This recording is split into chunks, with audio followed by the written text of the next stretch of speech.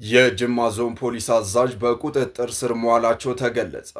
የጅማ ዞን ፖሊስ አዛዥ ረዳት ኮሚሽነር አለሙ ታደሰና የጅማ ከተማ ፖሊስ አዛዥ ኮማንደር ዘላለም አበራ በሕገ ወጥ የነዳጅና የቡና ዝውውር ተጠርጥረው በቁጥጥር ስር መዋላቸው ታውቋል።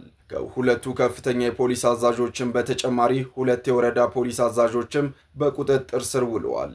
አጀጃን ፖሊሲ ጎዲነ ጅማ ገርጋራ ኮሚሽነር አለሙ ታደሰፊ አጀጃን ፖሊሲ መጋለ ጅማ ኮማንደሪ ዘላለም አበራ ደልደለ ቦባአፊ ቡነሴራን አላቲን ሸከመኒ ቶአኖ ጀለ ኦለኒሩ ደበለታኒስ አጀጆኒ ፖሊሲ አናለመ ቢሮስ ቶአኖ ጀለ ኦለኒሩ የፖሊስ አዛዦቹ ከጅማ ዞን ወደ ደቡብ ኢትዮጵያ ክልል በጭነት ተሽከርካሪ ነዳጅ ጭነው በሕገ ወጥ መንገድ ሊያሳልፉ ሲሉ የሁለቱ ክልሎች አዋሳኝ በሆነችው ሸቤ ሶምቦ ወረዳ የህብረተሰብ ጥቆማ በመድረሱ በቁጥጥር ስር መዋላቸው ታውቋል።